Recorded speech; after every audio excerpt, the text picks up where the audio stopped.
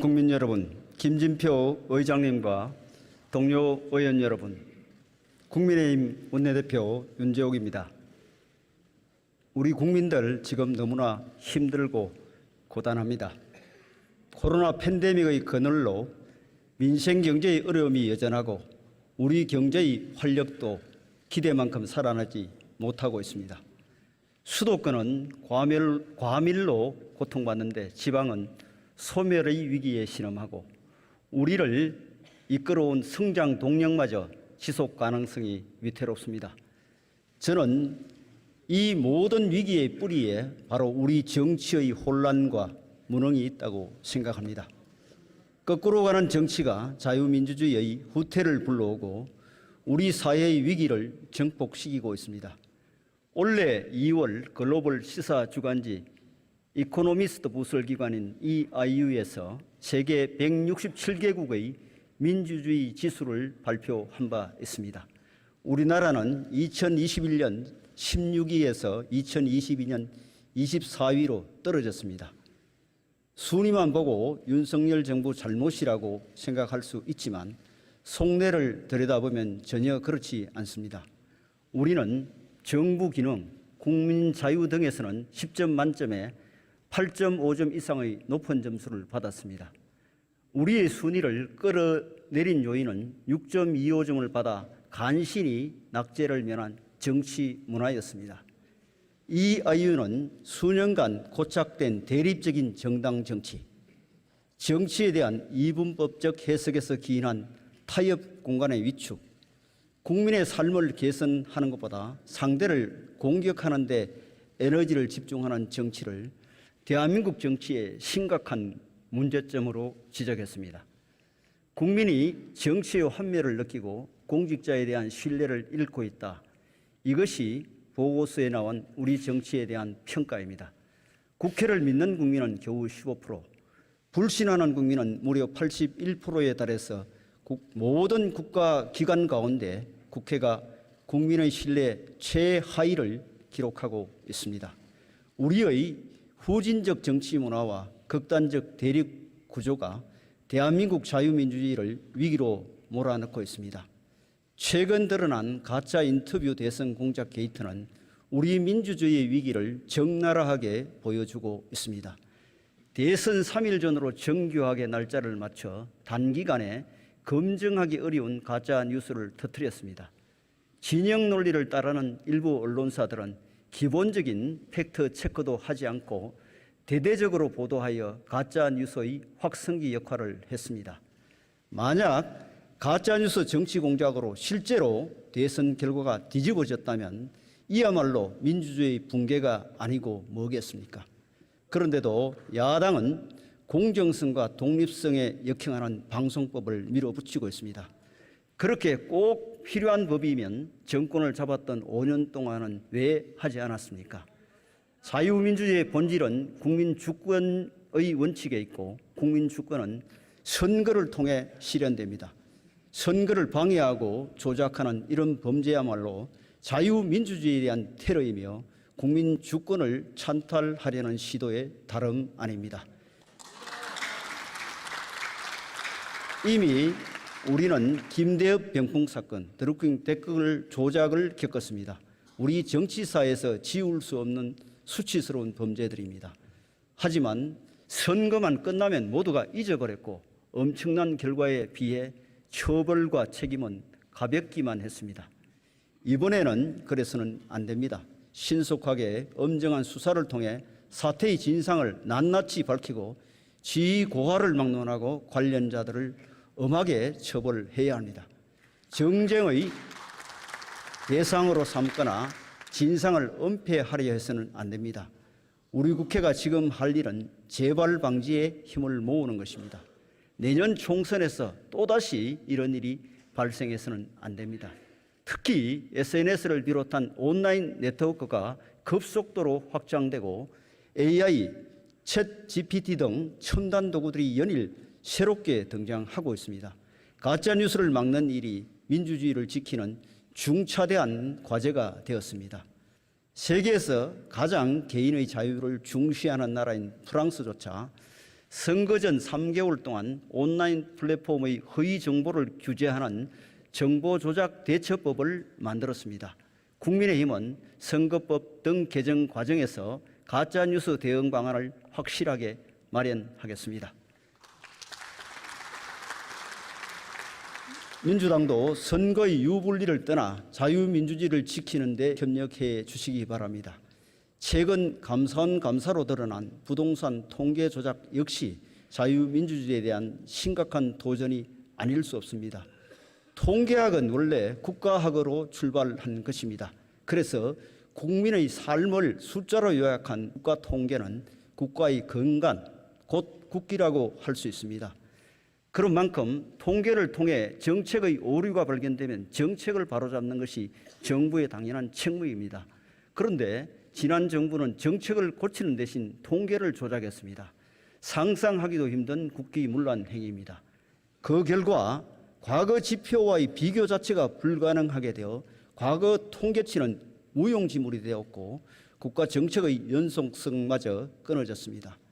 일방적으로 밀어붙인 부동산 정책의 실패가 통계로 드러나자 청와대가 국토교통부, 통계청, 한국부동산원 등 관련 기관을 압박해서 통계를 조작하고 설명도 왜곡했습니다.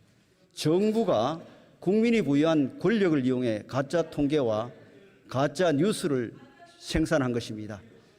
통계 조작은 국가 경제에도 심각한 위협입니다. 국가 신용에도 치명적인 타격이 될 것입니다. 과거 그리스 정부는 재정 적자 통계를 조작했다가 신용 등급 추락, 해외 자본 출수로 결국 국가 부도 사태를 맞았습니다. 명명백백하게 진실을 밝혀 관련자들을 엄단하는 것은 물론 다시는 정치 권력이 국가 통계에 손댈 수 없도록 해야 합니다. 이 문제 또한 정치적 유불리를 따질 사안이 아닙니다. 민주당의 적극적인 협력을 촉구합니다. 저는 극렬 지지층에 기댄 팬덤 정치와 이로 인한 극단적 대결 구도가 민주주의 붕괴의 기저에 있다고 생각합니다. 내 편, 내 진영만 만족시키면 되는 팬덤 정치에는 합리적 대화와 타협이 들어설 공간이 없습니다. 반대를 위한 반대가 일상이 되고 다수당 입법 폭주가 다반사가 됩니다. 합리적 목소리를 내는 국회의원에게 공천 탈락을 협박하고 각종 위협을 가하는 문자 폭탄과 18원 후원금이 쏟아집니다. 목소리가 큰 극렬 소수가 정당의 정상적 의사결정까지 흔들고 있습니다. 급기야 국회 경내에서 사회소동이 발생하고 경찰이 흉기에 찔리는 유혈 사까지 빚어졌습니다. 이대로 가면 머지않아 우리 의회 민주주의는 종언을 고하고 말 것입니다. 여야를 가리지 않고 공멸의 길을 걷게 되고 대한민국 민주주의가 벼랑 끝에 서게 될 것입니다. 저는 이것이 어느 한 정당만의 문제라고 생각하지 않습니다. 의회 민주주의의 복원이라는 거시적 시각에서 팬덤 정치의 폐해를 살피고 여야가 지혜를 모아 해결책을 찾아 나갑시다. 여야 동료 의원 여러분, 이런 심각한 문제들을 해결해 나가기에 앞서 이 본회의장과 우리 국회의 모습부터 스스로 바꿔 나가 봅시다. 저는 그것이 어려운 숙제를 풀어가는 첫걸음이 된다고 믿습니다. 언제부터인가 본회의장에서도 상임위 회의장에서도 욕설과 반말을 주고받는 일이 익숙한 풍경이 되고 말았습니다. 여야 의원이 같이 밥을 먹는 것도 편치 않고 공무 출장도 따로 가려고 할 정도로 소통이 끊어지고 있습니다. 낮에는 치열하게 싸워도 저녁에는 흉검을 털어놓고 함께 나라를 걱정했다는 선배 의원님들의 그 시절이 그리울 정도입니다. 외교 안보 문제만큼은 정쟁을 최소화했던 국회의 전통도 사라졌습니다. 우리 정치의 문화가 퇴행하고 있는 것입니다. 우리 스스로 욕설과 막말부터 자제하고 여야 소통도 늘려갑시다. 정부에도 정책 설명과 입법 과제 설명을 위해 야당 의원실 문턱이 닳도록 찾아가도록 요청드리겠습니다. 국경을 넘었으면 정쟁을 멈춰야 한다는 격언처럼 외교의 작은 꼬투리를 잡아 국격까지 떨어뜨려서는 안 됩니다. 반일 감정을 선동하고 정부의 외교를 비난하며 국민을 편 가르는 일도 이제 그만 멈춰야 합니다. 표만 생각한다면 반일 감정을 앞세워 일본과 각을 세우는 일보다 쉬운 일이 없습니다. 그런데도 윤석열 대통령께서 미래지향적 한일관계 복원을 결단한 이유가 뭐겠습니까?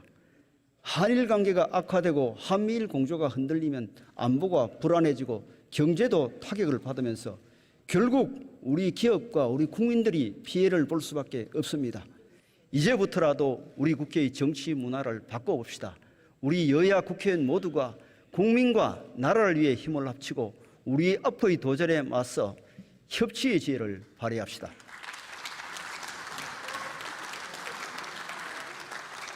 존경하는 국민 여러분, 지금 우리는 어제의 성취에 머물러 있을 수 없는 대전환의 문턱에 서 있습니다.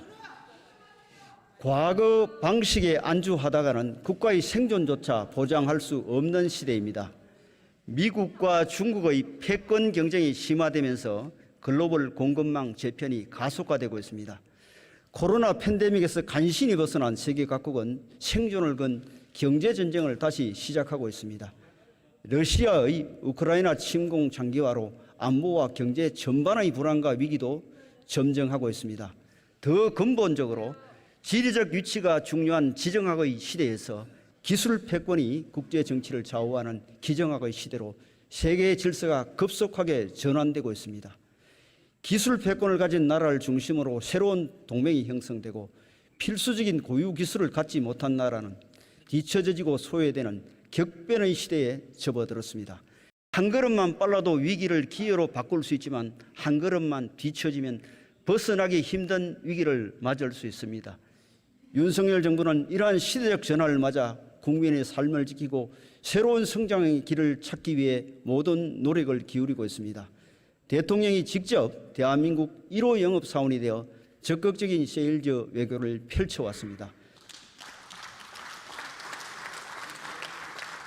124억 달러 폴란드 방산 수출, UAE 300억 달러 국부 펀드 투자 유치, 사우디아라비아 290억 달러 규모 MOU 체결, 미국과 첨단 기술 동맹 강화 등 역대 어느 정상보다 큰 외교적 성과를 만들어냈습니다.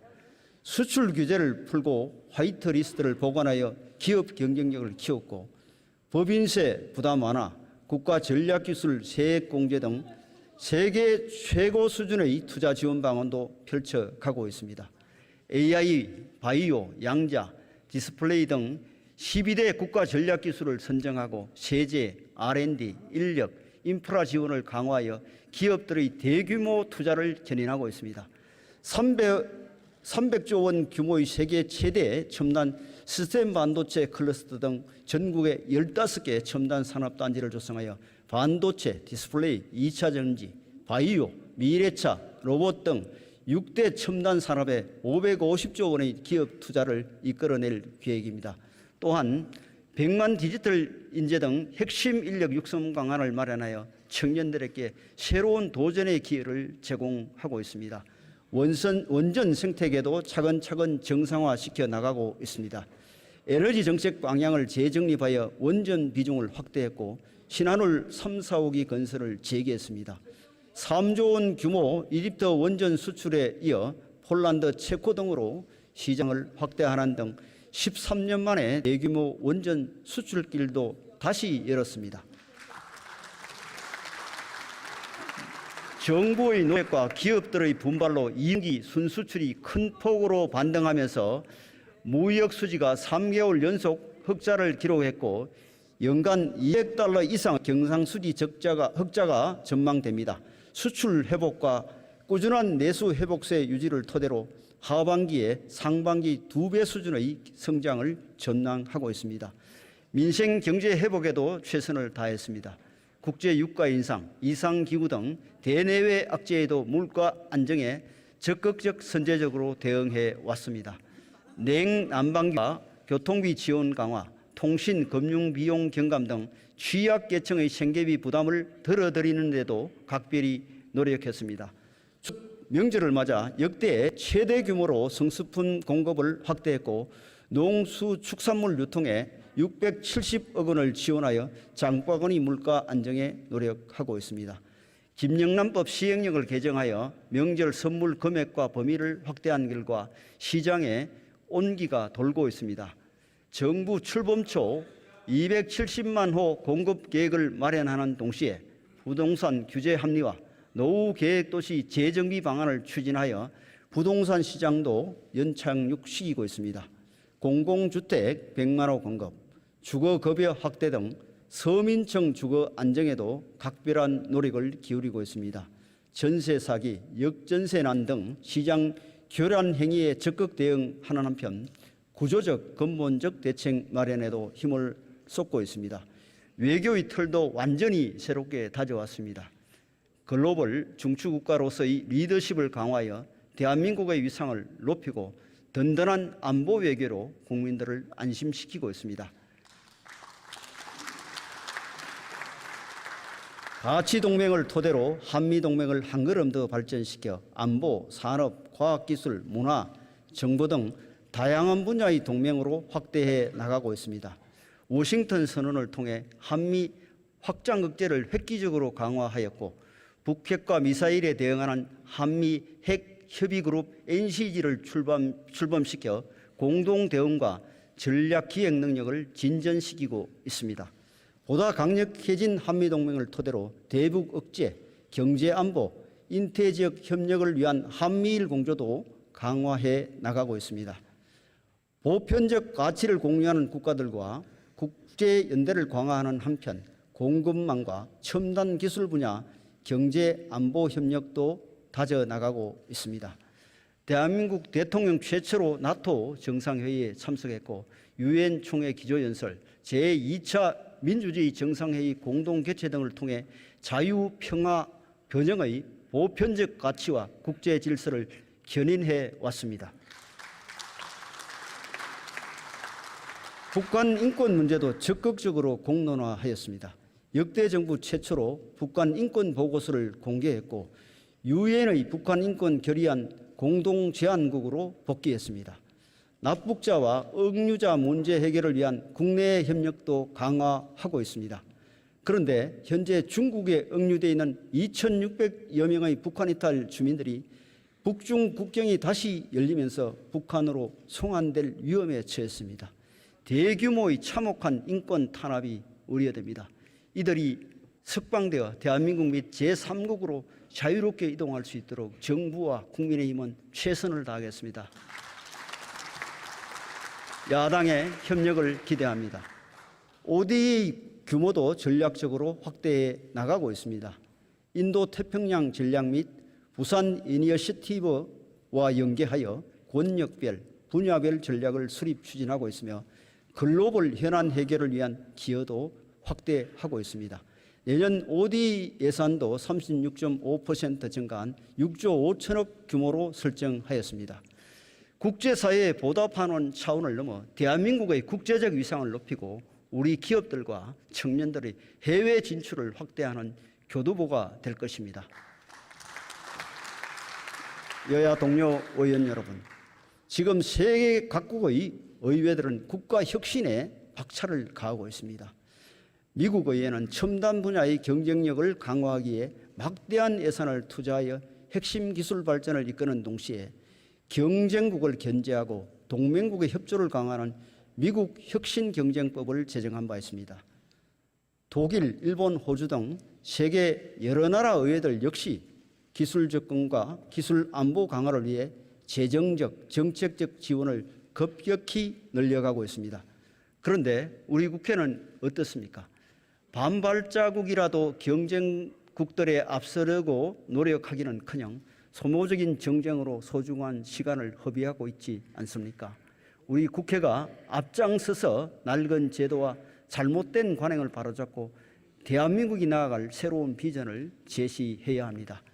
이번 21대 마지막 정기국회라도 정책으로 경쟁하며 비전을 만드는 국회로 완전히 탈바꿈해 봅시다. 첫째, 사회적 약자 지원. 둘째, 인구 위기 극복. 셋째, 기업과 경제의 활력 제고. 넷째, 좋은 일자리 창출. 5째, 부동산 시장 안정. 6째, 기후변화 대응. 7째, 국민 안전. 마지막으로 지방 살리기와 균형 발전. 이러한 민생 8대 과제를 두고 누가 더 잘하나 경쟁을 해봅시다. 첫째, 사회적 약자를 지원하는 방안입니다. 그동안 민주당은 보편복지를 주장해 왔지만 정부와 국민의힘은 약자 복지를 핵심으로 하고 있습니다. 민주당 정부는 가장 어려운 분들을 지원하는 생계개발을 5년 통틀어 겨우 20만 원 인상했습니다. 윤석열 정부는 내년 한 해만 13.16% 21만 3천 원을 올릴 계획입니다. 지난 정부에서 한 번도 늘리지 않은 생계급여 지원 대상도 내년에 10만 명이 늘어납니다. 이런 세계 복지사업의 기준이 되는 2024년 기준 중위소득도 역대 최고인 6.09%를 인상하였습니다. 보편복지와 약자 복지 가운데 어느 쪽이 진정으로 사회적 약자를 지원하는 정책입니까? 선거를 앞두고 돈 풀고 싶은 정치 복지의 유혹, 지금 정부와 여당도 다르지 않습니다. 하지만 표를 손해보더라도 진짜 사회적 약자를 돕겠다는 것입니다. 민주당도 포퓰리즘의 유혹을 버리고 힘을 모아주시기 바랍니다. 둘째, 역대 정부에서 오랜 기간 막대한 예산을 투입했음에도 인구 절벽의 위기에서 벗어나지 못하고 있습니다. 이 부처 저 부처의 정책과 예산이 분산되면서 정책의 실효성이 떨어지고 백약이 무효인 상황이 계속되고 있습니다. 먼저 국회 인구위기 특별위원회부터 상설화하여 국회의 논의를 내실화할 것을 제안합니다. 인구 정책을 책임지고 총괄할 새로운 컨트롤 타워를 창설하는 문제도 여야정이 함께 고민해 봅시다. 셋째, 기업과 경제의 활력을 높이는 방안도 지혜를 모아 봅시다. 정부와 국민의힘은 기업 투자를 가로막는 화평법, 화관법, 외국인 교용 규제 등 킬러 규제 15개 분야를 선정하여 최우선 개선 과제로 추진하고 있습니다. 유통산업발전국과 생활물류법 등 경제 활성화 규제 혁신 법안 24건과 소상공인 채무 감면을 규정하는 소상공인법 등 민생 규제 혁신 법안 6건, 그리고 50인 이하 사업장 중대재해법 2년 외에도 이번 정기국회 통과를 목표로 노력하고 있습니다. 세제 정상화도 지속적으로 추진해 나가겠습니다. 그런데 민주당은 규제 혁신을 대기업 특혜, 세제 정상화는 부자 감세라는 주장을 반복하고 있습니다. 지난 정부의 세금 폭탄과 첩첩의 규제로 우리 경제가 망가졌는데도 이제 민주당도 시각을 바꿔야 합니다. 이런 과제들을 처리할 규제개혁 여야정 협의체 구성을 제안합니다. 넷째, 청년 일자리를 비롯하여 좋은 일자리를 늘리는 최선의 방안은 결국 기업이 일자리를 만들 수 있도록 하는 것입니다. 지난 정부가 세금으로 만든 일자리는 분식 효과만 있을 뿐 일자리의 품질이 낮고 지속성도 없었습니다. 경제 체질을 시장 중심, 민간 주도로 바꿔 민간에서 양질의 일자리가 창출되도록 만들어 가겠습니다. 실효성 높은 청년 일자리 지원을 위해 청년 희망업 패키지 사업과 맞춤형 고용 서비스 확대를 추진하고 첨단 산업 중심 청년 창업 지원과 글로벌 창업 지원도 강화하겠습니다. 청년 지원 예산을 올해 12조 원에서 내년 14조 6천억으로 늘렸고 꼭 필요한 곳에 꼭 필요한 지원이 이루어지도록 설계했습니다. 다섯째, 부동산 시장 안정에도 여야가 힘을 모읍시다. 그동안 규제 개선, 공급 확대 등 주택 가격 안정에 주력한 결과 부동산이 점차 안정화되어 가고 있습니다. 앞으로 깡통 전세 피해자 지원과 임대시장 교란행위 원천 차단, 질 좋은 서민 주거 제공 등을 위해 가장 좋은 대화를 만들어 봅시다. 여섯째, 기후변화 대응에도 정책 경쟁을 통해 지혜를 모아 봅시다. 탄소 중립은 우리에게 힘든 도전이면서 퀀텀 점퍼의 기회이기도 합니다. 2030 NDC 및 2050 탄소 중립 실현은 분명 상당한 부담이지만 민간 주도의 기술 혁신을 잘 이루어간다면 미래 신성장 동력 확충에 새로운 기회로 만들 수 있습니다. 정부와 국민의힘은 한국형 탄소 중립 100대 혁신 기술을 선정하여 전략적 투자를 펼쳐가고 있습니다. 2030년까지 기후테크 산업에 145조 원 규모의 투자와 R&D 지원으로 유니콘 기업 10개를 육성하고 관련 분야 수출 지원을 통해 100조 원 수출을 달성할 계획입니다. 탄소 중립과 관련하여 원전 문제를 이야기하지 않을 수 없습니다. 올여름 무더위가 극심했지만 정전 사태는 물론 전력 수급 위기도 없었습니다. 원전 가동률을 높인 결과입니다. 우리가 탄소 중립 목표를 달성하기 위해서라도 탈탄소 에너지원인 원전의 비중을 높일 수밖에 없습니다. 미국과 EU도 원전을 탄소 중립 이행 수단으로 인정하고 있습니다. 기존 원전을 운영하면서 신규 대형 원전을 건설해서 원전 생태계를 복원하는 것은 물론이고 SMR 건설 등 미래 원전의 길도 열어야 합니다. 사용 후 핵연료의 영구 저장 시설을 건설하기 위해 고준위 방사성 폐기물법도 하루속히 통과시켜야 합니다. 윤석열 정부는 원전 비중을 늘려 나가면서도 합리적인 신재생에너지 보급 확대를 위해 균형 잡힌 에너지 믹스를 추구하고 있습니다. 이념이나 정치적 논리로 무조건 반대만 할 것이 아니라 지혜를 모아 정부 정책의 부족한 부분을 채워 나갑시다. 7번째, 국민 여러분께서 마음 놓고 생활을 할 수 있도록 보다 안전한 나라를 만드는 일에 지혜를 모읍시다. 묻지마 범죄, 마약, 자살 이 세 가지는 우리가 하루속히 풀어가야 할 우리 사회의 3대 병리 현상입니다.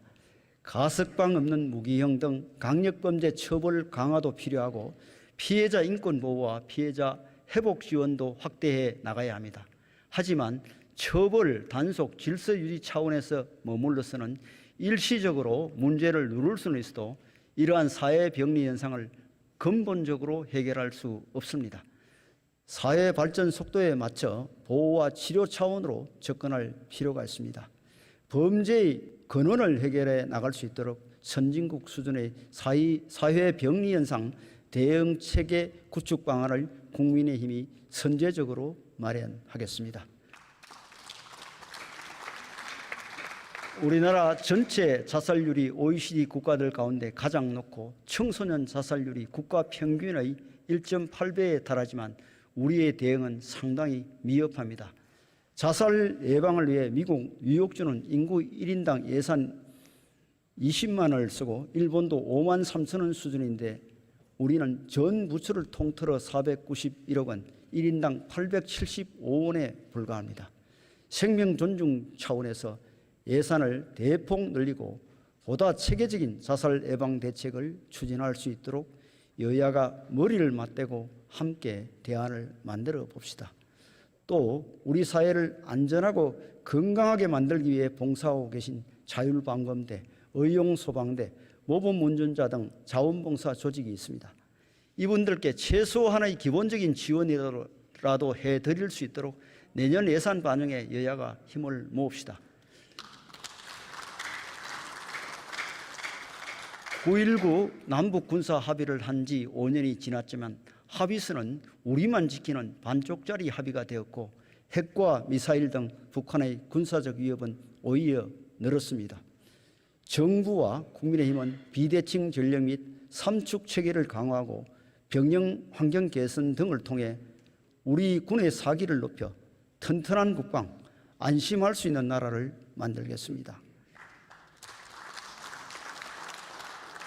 8째, 지방을 살리고 균형 발전을 이루는 일에도 힘을 모읍시다. 지난주 지방시대 선포식이 있었습니다. 지역의 기업 유치를 위한 세제 지원, 정주 여건 개선, 토지 규제 권한의 이양을 과감하게 추진할 것을 국민께 약속했습니다.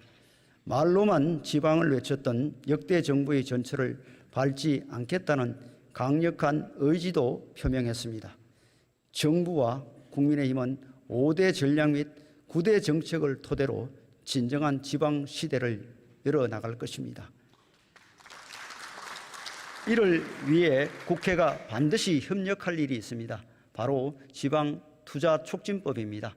지방투자촉진법은 기회발전 특구 특례 제도를 도입하여 지방투자에 걸림돌이 되고 있는 규제를 면제하고 기회발전 특구 투자 기업들에게 실효적인 세제 혜택을 주는 법안입니다. 지방 시대를 열어가는 것은 여야 공통의 과제인 만큼 민주당도 적극적으로 협력해 줄 것을 요청드립니다. 존경하는 국민 여러분, 여야 동료 의원 여러분, 사회 갈등 해소와 국민 통합은 정치 본연의 임무입니다. 그런데 우리 국회가 지금 그 역할을 제대로 하고 있습니까? 저는 심각한 노사 갈등을 풀고 노동시장을 개혁하는 일부터 우리 국회가 책임을 다해 해야 한다고 생각합니다. 1987년 10월 아일랜드는 사회연대협약을 맺었습니다. 이 협약은 정부와 여당이 아닌 제1야당과 최대 노조의 대표의 공동 제안으로 이루어졌습니다. 제1야당 개일당 대표였던 앨런 듀커스는 정부 여당이 올바른 방향으로 간다면 핵심 사항에 반대하지 않겠다. 정부 정책이 길에서 이탈하거나 함정에 빠지지 않게만 하겠다는 연설로 아일랜드 개혁의 돌파구를 열었습니다. 일자리 먼저, 임금은 그 다음이라는 원칙으로 임금 시장을 억제하고 노동시장 유연성을 높여 나갔습니다. 그 결과 아일랜드는 애플, 인텔, 마이크로소프트, 구글 등 첨단 기업 유럽 본부를 유치하여 유럽 소프트웨어 시장 60%를 점유하는 성과를 거뒀고 20대 글로벌 제약 기업 가운데 19곳을 유치하기도 했습니다. 당연히 질 좋은 일자리가 크게 늘었고 유럽에서 가장 잘 사는 부자 나라가 되었습니다. 우리 야당, 우리 노조가 이런 위대한 결단까지는 아니더라도 정부의 노동개혁에 협력해 주실 것을 부탁드립니다. 국민의힘은 노조 운영의 투명성을 높이고 채용 절차를 공정화하는 노동 현장 정상화 법안들을 이번 국회에서 추진할 계획입니다. 현재의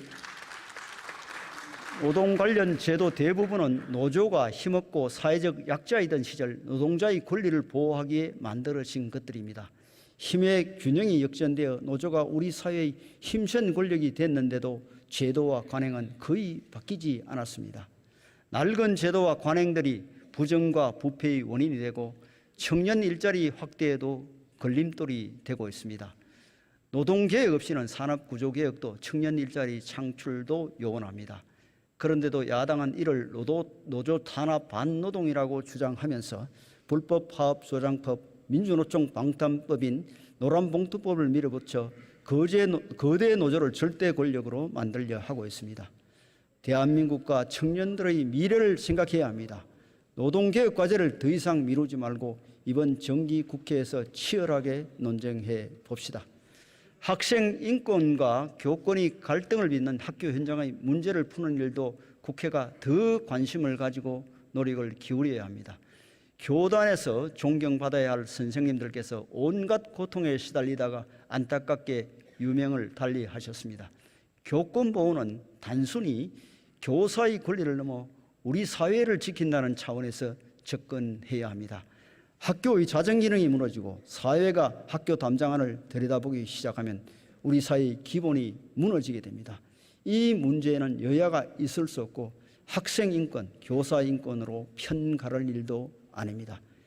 갈등적 요인을 먼저 생각하기보다 자정기능 회복 차원에서 접근할 필요가 있습니다. 교권사법을 이번 국회에서 합의 처리하는 것은 물론 부족한 부분을 계속 보완해 나가고 무분별한 아동학대 신고를 막는 아동학대 처벌법 개정도 서둘러 추진해야 합니다. 무엇보다 학교 정상화를 위한 국민적 컨센서스를 이루는 일에 여야가 힘을 모아 노력해 나갑시다. 후쿠시마 원전 오염수 방류 문제도 이제 야당이 대응 방향을 바꿀 때가 됐습니다. 오염수 방류가 반가운 우리 국민이 누가 있겠습니까? 국민들의 불안한 마음을 정부와 여당이라고 모르지 않습니다. 하지만 어떤 주장을 하든 과학적이고 합리적이어야 하고 지켜야 할 선이 있는 법입니다. 11일 1차 방류가 끝났지만 물론 수산물, 선박, 평형수, 해수용 등 모든 조사 대상에서 아무런 문제가 없었습니다.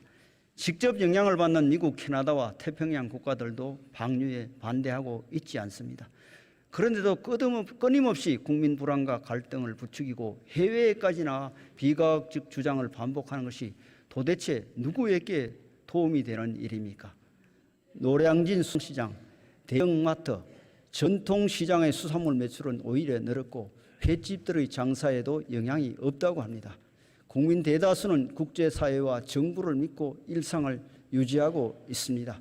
집권 여당 원내대표로서 국민 여러분께 진심으로 감사드립니다.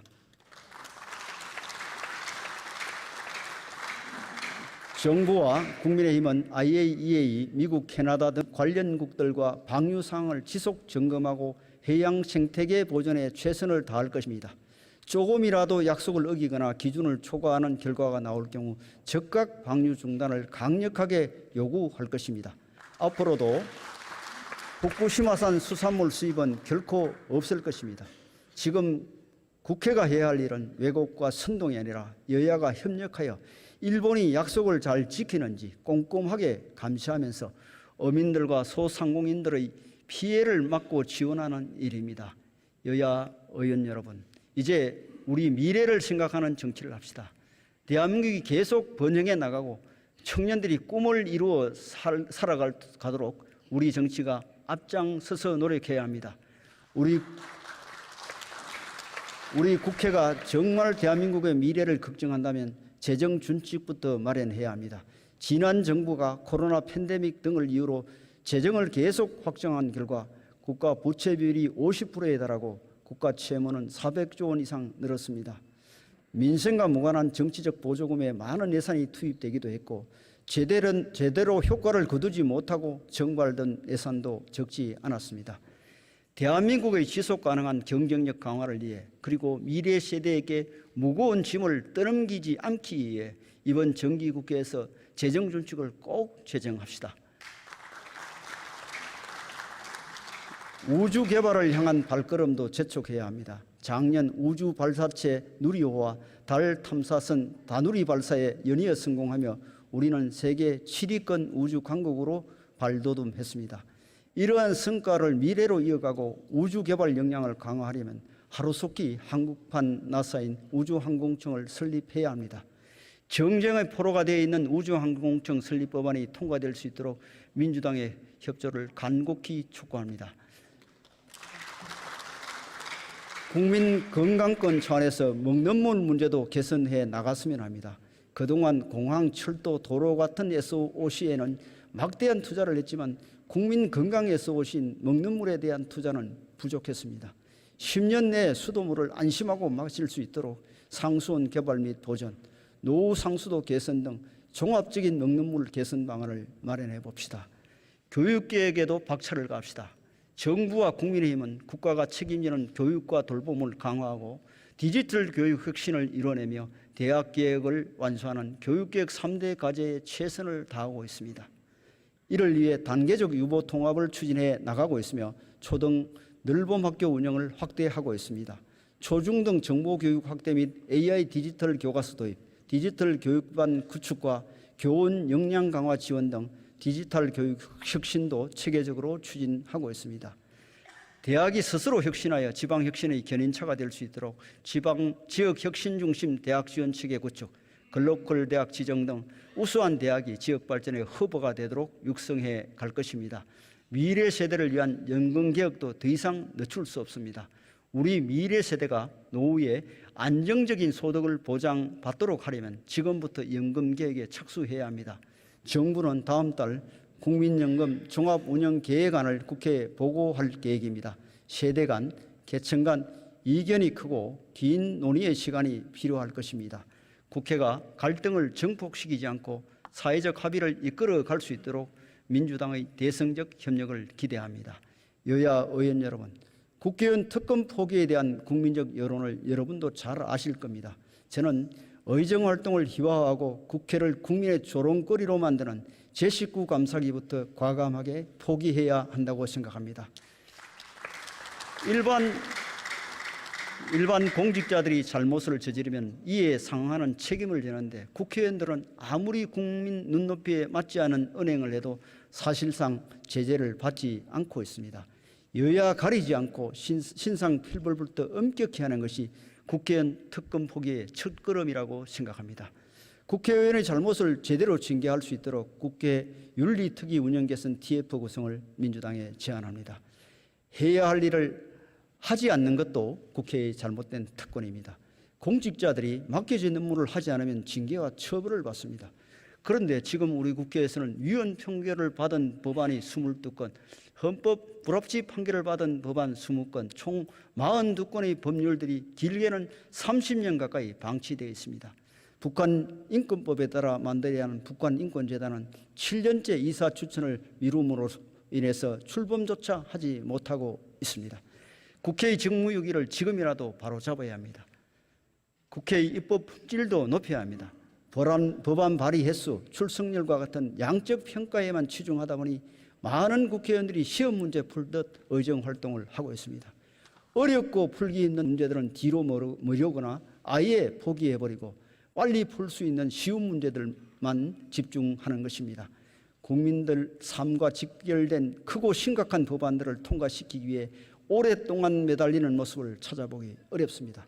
통과 여부는 신경 쓰지 않고 법안 발의 숫자만 늘려서 국회가 입법 공장이냐는 비판까지 나오고 있습니다.